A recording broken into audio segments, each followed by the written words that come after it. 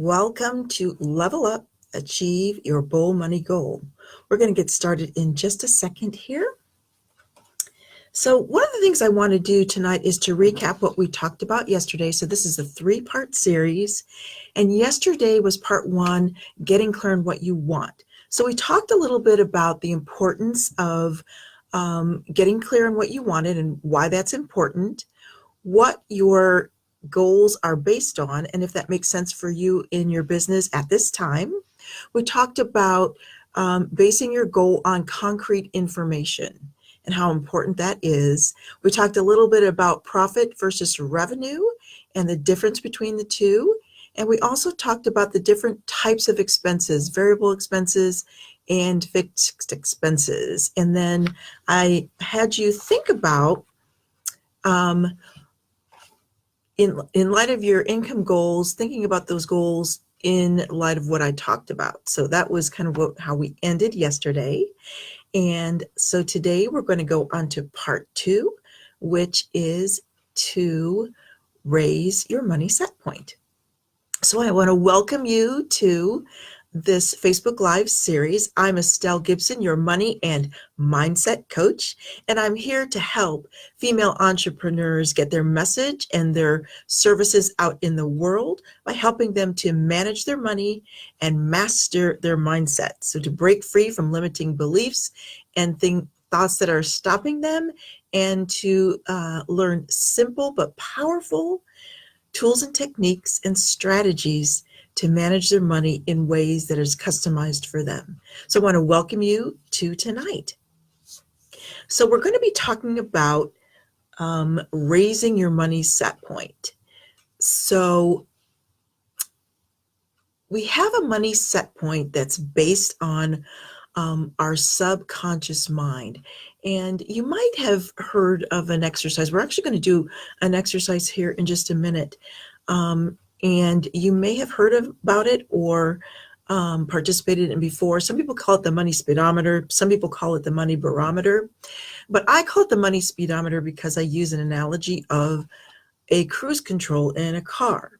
So if you've heard of money speedometer, money barometer, and ways to raise your money set point, just type that you've heard about that, or drop me an emoji in the comment section to let me know that you've done this before and you kind of understand what it is. But I might have a little bit of a different twist on the way I do it. So if you think about your car and the cruise control, now we've all used cruise control, right? Okay, so when you have your cruise control on and you start to descend down a hill, what happens? The cruise control kicks in and it will slow you up and have you stay at that set speed, right? Okay, and when you're going up a hill, it will speed up to keep you calibrated at that speed. Well, it's the same thing for your money. When it comes to your money, our subconscious mind is programmed to, based on the influences and the experiences that we've had through our life, to keep us at a certain money set point. And we're going to talk a little bit tomorrow in part 3 about those influences in your life and those experiences and how they contribute to your money set point. But today we're going to focus on what that set point is and how to raise it.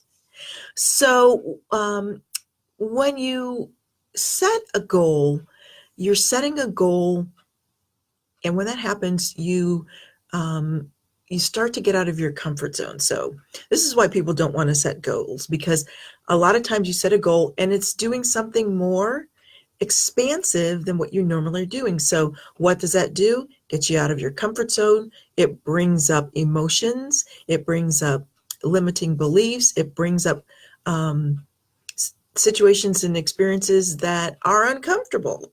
So that's why a lot of people don't want to set goals, because if you're setting a goal that is beyond what you can know and control right now, it's going to expand your comfort zone. So people don't like to do that.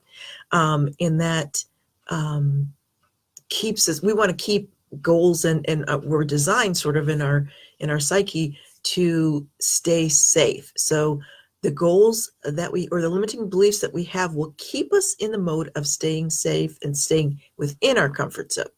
So when we want to talk about raising our set point, we're talking about expanding and get out of our comfort zone.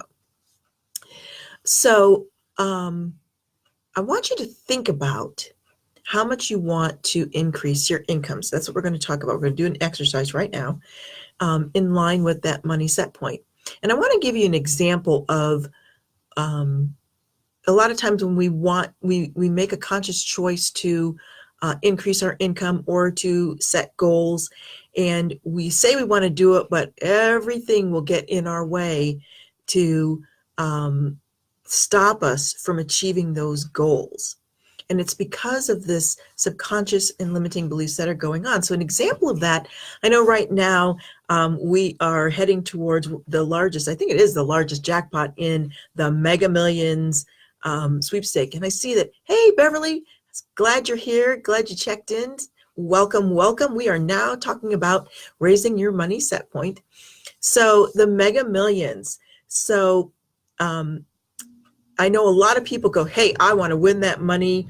I will do this. I will do that. It's going to change my life. Well, you currently have the beliefs for the income that you have right now. So what happens when you get the 900 million, the 1.5 billion, whatever it is? You have seen story after story in the news about people that play the lottery and what happens to them.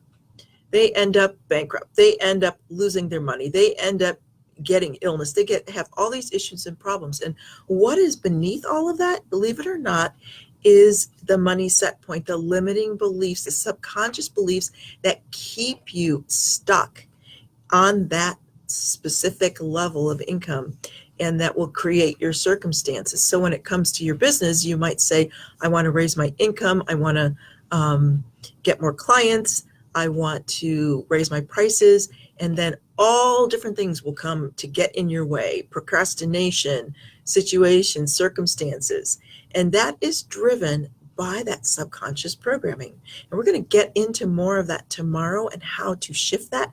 But tonight, I just want to talk to you about the set point itself. So I want you to think about what your current income is.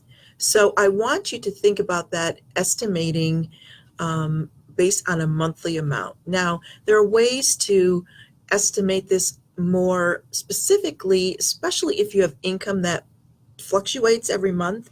You might want to take an average over so many months and get an average monthly rate, or start looking at these numbers based on an annual number. But what we're going to do tonight is we're just going to think about for estimating purposes, the previous month. So that would be September of 2018. So I want you to think about the income. Now, this is all the money coming in, the income that you brought in the previous month. And so if you've got a pen and paper, going to need that tonight. Get that out, and we're going to write that number down. Now, I want you to also think of all the income. We're talking about income from a day job. We're talking about income from a side hustle, income from your business, income from investments, any income coming in. And the reason that we do that is because that total amount is your current money set point. So you want to look at all the money that's coming in. So I want you to write that number down. And now we're going to talk about increasing that number. So that is your current set point, okay? Based on all of the limiting beliefs and all of the comfort zone issues that you have, you're right there. So now I want to talk about setting an increased number. Now, when we look at increasing the number, I want you to think of a number that you are that's outside of your comfort zone but believable. And the reason I say that is if you start to think about increasing your income in a rate that's much higher than what it currently is, you're not going to believe it, and you're not going to be able to attain it. And that program that you have, as far as your limiting beliefs, will kick in, and you will just come up with all the reasons that you can't. It's just a weird thing that happens, but that's what happens. So we want to stretch outside of our comfort zone, because one of the things we want to do is we want to bring up some of the limiting beliefs, and stretching to a new income goal will do that. But we don't want to get too far out, because if you do, you will just solidify the limiting beliefs that you have, that you won't be able to attain it. Now, there are some people that have the school of thought that say, create that big money goal. And you can do that, but you can do that only if you are going to definitely plan on and work on your limiting beliefs, because they will be triggered if you set a large goal. You will either shut down, they will be triggered, and you won't be able to move forward on that goal. And the reason I know that is because the funny thing about limiting beliefs is that the experience that you have, especially when it comes to income, the income that you make is a reflection of the beliefs that you have. So your experience is always showing you where your beliefs are. And so we know that you have a belief for a certain level of income. Otherwise, you'd be higher than that income, right? So you have the income that you have for the level of beliefs that you currently have. So share with me in the comment section if this is making sense, if you have dealt with limiting beliefs before, and if this is sort of making sense to you on how this keeps you, behind in your set point. And any questions that you do have as we're talking about this, just type them in the comment section. I'll be happy to answer them for you.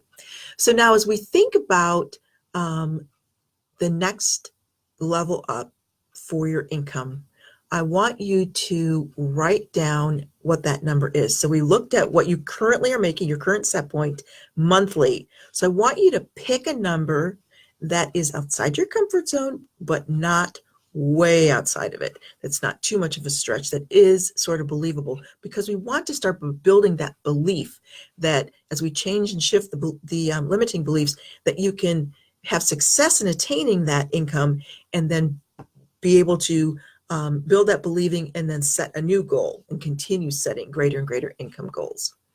So my question to you, as you look at that new income goal, I want you to think about write down the first thoughts that come to your mind when you look at that income goal. What comes to mind? Is it something that's in doubt? Like, nope, not going to be able to do that. Or is it something that's going to make you feel guilty? Like, oh, if I have to do that, it's going to take away from my family or my kids.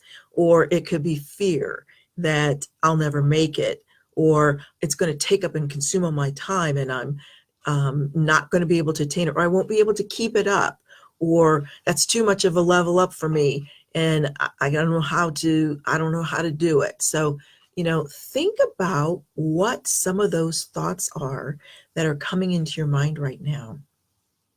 And go ahead and share those in the comment section for me. So what we've done is we've looked at what is the current set point for monthly income, and what is a level up or a raising of that set point. So what I want you to think about in the time between now and the next part 3, which we're going to be talking about shifting your money mindset, and we're going to talk about limiting beliefs and how they're structured and how we can turn them around. I want you to just pay attention to your thoughts and your feelings as you look at that number. And I would suggest that you start writing that number down, post it on your computer, put it on a sticky note, that income goal that you're going to be working towards, and notice the thoughts and the feelings that are coming up as you do that, because that is normally what happens. So tomorrow, as I said, we're going to be looking at the limiting beliefs. And what I want to share with you is if you are interested in getting on a call with me and learning how I can support you, one of the things I do with my clients is that I help them to hone in on their specific money goal and the increase that they want to make, and based on concrete information.